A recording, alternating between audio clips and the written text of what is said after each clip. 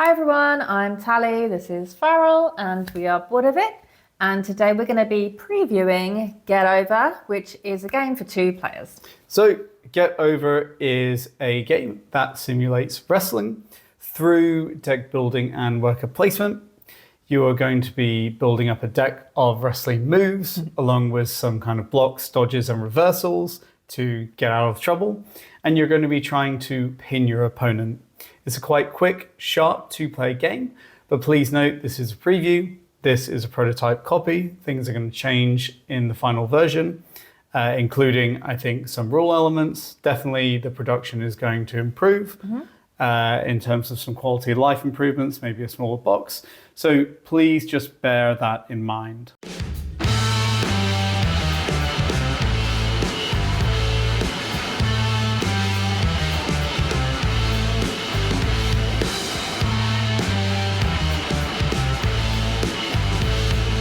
Get Over is a wrestling-themed deck building worker placement game. It's very back and forth, and each round is going to begin with players drawing 6 cards from their deck, and then they will take turns being the attacker, and the player who's not the attacker is the defender, and they'll play 3 cards each as the attacker.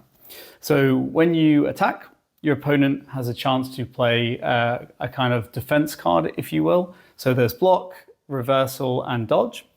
Block can either kind of partially block or fully block, depending on your block amount. If it's more than the attack on that card, then you'll fully block it. If it's less than the attack value on that card, you'll partially block it. And you'll take damage accordingly to the card they played. With a reversal, it reverses the attack back onto the attacker, although they can then play a reversal and you can get into a chain of that. And a dodge will completely miss, will mean the attack will completely miss. But if you block it, you get momentum, which you use to buy cards. And if you dodge, you don't get momentum. But it is a guaranteed kind of missed attack, so you weigh those up. Then, if the attack was successful, the attacker can play a follow-up attack, which is basically just a second attack card. And the same kind of options are available to the defender, except one important element is that many cards have a follow-up attack bonus. So if they're played as a follow-up attack, they kind of get special powers on top of all the normal damage they do and momentum they give. So when players have kind of taken their 3 turns, you'll move into another phase, which is the worker placement phase. And players start out with only 2 workers and they'll place them on the board. One of the spaces allows them to get more. But generally what all these spaces are doing are allowing you to improve your stats. So we've already mentioned the block stat. There's a space that lets you kind of block more damage. There's a space that increases your level so that you can buy better level cards. And there's a space that will kind of let you move up a tracker on your player board that gives you a kick out card, which is kind of like a sudden death saving card. But what's most important is there's a space that lets you buy cards. And some of these spaces will only have options for a single player to go each round. So there is quite a brutal fight over who gets to go where in this 2-player game. So once you have bought your cards, if you're the lucky player to do that, you'll add them to your discard pile and then kind of go again, drawing another 6 cards and playing another kind of 3 attacks in order. The game is going to end in one of 2 ways. Either when a player is reduced from 75 health down to 0, and they're pinned or finished. And certain cards have these tags that allow you to kind of pin your opponent. Or if they lose all of their submission tokens, and certain cards will make opponents discard their submission tokens if you land that attack. Coming on to what we think. While this is still a prototype and the rules are still a little bit in flux, I definitely think there's something here. It's a 2-player head-to-head game I've really enjoyed. And there are a lot of different aspects I quite liked about it. I like the worker placement. I think it's very simple, but also very brutal, considering there's only spaces one of you can go each turn. I think the deck building is quite fun. There's kind of different types of cards to lean into, and it's a little bit fun considering you can kind of go for a submission win by getting submission cards, or you can go for straight damage, or you can even just try and grief your opponent by making them get rid of their cards. And then there's a lot of fun as well in the card interplay of blocking gets you a lot of momentum, which lets you buy cards, and also can completely prevent attacks. But at a certain point, you might not be able to block the full damage. So then maybe a dodge is better, but that doesn't get you any momentum. And then reversals can, completely reverse your opponent's attack, and that's a lot of fun. Yeah, I think ultimately we always like games where the decisions are consistently interesting, right? And that's definitely what I found about this. Like, to echo what you said, was always really like deliberating which worker placement space to go for. I think it's interesting that to get another worker, you need to spend 2. So in the beginning turns, that's your entire kind of turnover. So then you could kind of go in for that strategy of trying to get more workers for the future, but then your opponent could then start building up their block or buying more cards. So it's always a very tight decision as to what to do. And then equally with the card play as well, it's deciding even what cards to buy, which ones do you want to go for? Do you want to buy into more defensive ones? Or do you want to kind of go for the attack ones? And then when you come to play them, should you hold some of the stronger ones back in the hope that your opponent will, if you play a weaker one in the beginning, just either they could decide to just take the damage, but they might be saving their dodge and block for the future. And it's like deciding at what right moment it is to play your strong ones and hoping that they don't have the kind of defense cards and vice versa. I think it's always very interesting to decide. You've touched on a really, I think, good point that there is a lot of almost like, not quite, but almost like social deduction and deception in like exactly what you say, that if you have blocks and dodges and reversals, there's this like mind game of when do you play them, or do you let them know they have it? Do you fake them out by like playing it when they put a moderately good card, but really you're keeping something back knowing they have a better card? And there's just a lot of mind games there, and that's also a lot of fun. And there's also quite an interesting balance because fully blocking the first attack can stop them having a follow-up attack.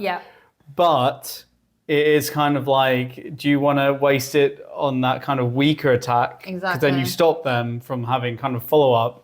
Whereas if you don't, then they get a little bit of damage and a follow-up. And it's like a really interesting decision space. Yeah, it's interesting for you to decide, do you want to just take that damage as well? Because you know that you won't be able to block everything in a round. So should I just take that and hope that I can like kind of block or dodge for later? And it's just every decision is like, Yeah. So I think also something say that I think in the final version, there'll be definitely some improvements because ours, this prototype, it doesn't come with kind of numbered spaces, which I think is a must. And the designer has said that that's going to be in the final version, and some other quality of life improvements. The one thing I think we would say is we almost would prefer it to be a little bit longer in terms of having maybe starting with more health, because it kind of ends up like moving very quickly as your deck gets better cards. You do more damage. And we kind of found that you might only get to use your level 4 cards kind of once, or maybe not at all, depending on the size of your deck and then the stage you're in when you're cycling through it. And just maybe just that little bit more health, like another 10 or 15 would really be the perfect length for the game compared to what it is now. Yeah, I agree. Definitely in games that we played, I mean, probably because you were better at it than me and you were smashing me, but I was finding that I was almost thinking, should I even like bother buying cards at this point? Because it's unlikely that I'm going to get to use them. And obviously, one of the core mechanics is hand management and deck building, so it's a bit of a shame that the game doesn't quite give you enough time to like utilize everything that you might buy. But I think touching on buying cards, actually, it's another kind of, again, like I said, the worker placement is really simple, but it's just really, there's something really clean and satisfying about it because only one player can buy cards each round. Yeah, that's like a big thing, right? Because only one of you is kind of adding to your deck. And then there's always these elements that, by certain health points, you have to have a certain number of cards in your deck or else you start losing health. And I mean, that also kind of ties back into a little bit that it could be a bit longer. Yeah. Because we found that came around a little bit too quick at times. But it's just this kind of, this like really tense 2-player push. Only one of you can specialize and kind of level up the cards you can buy. Only one of you can actually buy cards. And it's just really spicy, basically. Agree. Just to follow on from what you said, the point at which you have to have a certain number of cards does come around a little bit quick, and I was finding that I wasn't really able to use the berry action to kind of get rid of cards. So the deck refinement aspect, I don't know how you felt, but I felt like I couldn't lean into that really because I always knew that I had to have a certain amount of cards. So maybe like the number of cards at that point could be a bit different. I think that it is quite harsh. You have to have 20, I do agree it's harsh. 22 cards by the time you get down to 15. But I think it's more, it's not necessarily the number that's harsh. It's more that I think there's only a difference of 10 or 15 health between you needing 15 cards and 22 cards in your deck, or else you start losing health every round. And at that point, a player could easily take 10 damage off you in a single turn because they probably built their deck up. So it does get quite brutal towards the end. But I think it makes an interesting decision, though. I mean, maybe it could be tweaked a little bit for sure in the final version. But I do think there's an interesting decision there that you can buy as many cards as you want when you buy cards. And do you go for a lot of kind of cheaper cards that don't do as much damage? And there's always this push-pull, which again is a really fun decision of, I know I need more cards, but do I just get this level 4 card that does like a ridiculous thing? Or do I play it safe and get a bunch of cards and try and avoid this health penalty? Yeah. I think that was quite fun as well in my decisions. One thing I really like, and obviously I'm not sure if it's going to be the same in the final product, but I think the art style is really cool actually. Love it's kind the of art like style. Retro style. It reminds me of a video game in a way. So I think that's a really nice touch if it's going to be kind of similar and the same. And just like the whole aesthetic really is tying in with the theme really well, I think. I think, it's going to be the same artwork, but I think actually the colors aren't quite right yet, so they're going to be like even better and more vibrant or something in the final production. But that also drew me instantly and kind of is what made me take a look at it to see if we wanted to preview it. But just generally, I think it's great at worker placement, if not simplistic. It's really fun deck builder. There's a lot of interesting choices, and it's just a really fun kind of quick playing card game. It plays in a nice time, and it has a really rapid back and forth because like I play this and it's like I block, and then it's like I play that and it's like okay, you hit me, and it's like I play a follow-up, and the follow-up attacks are also an interesting thing because sometimes you kind of You're trying to make sure that you play a card as a follow-up attack to get the extra bonuses on it. Yeah. And that's also tricky to like kind of game in. And it's like another interesting, I'm running out of cards now. Should I just play it first and do damage, or should I kind of risk it? Because maybe she'll block and I won't get a follow-up. Yeah, the pace is almost reminiscent of a real fight, like you said. Yeah, it's exactly. Like kick, block, dodge. And I think that's, pretty cool. Maybe just one, I wouldn't say it's a negative thing, but one thing for me to watch out at least was you have to have a certain percentage of defense cards, right? You can't go over. Yeah, you have to have not that you have a certain percentage, but you can't have more than a certain amount of defense cards. Yeah. And that's fine. It makes total sense in the game because otherwise you could just, attack, block. So it makes sense. It's just that you have to upkeep that a little bit. And I found that I had to keep looking through my deck to check how many I have. So I just found that a little bit fiddly. I agree. It's the same with the numbers. The same with the deck number, like how much you need. Those elements, they definitely are needed, but they're also a little bit fiddly because you have to stop and check. Yeah. And it's also because of the kind of thing where it's like a little bit rare, I guess you could say, where your deck is completely like in the discard pile. So it's almost like you have to look at cards in your deck and then reshuffle them. And it's exactly. Yeah. But I definitely get it. Yeah. It's a small pain point, but. Yeah, I also think something that would be important for me is that this game should be coming in a smaller box as well. Again, it's just a prototype and it's kind of a normal board game size, and it really needs nowhere near this size. But I just think if this comes in a much smaller box, it's something I would really recommend to people who like two-player games, who like deck building, like worker placement, like just kind of card games, quick playing, like back and forth. I hit you, you hit me, I dodge.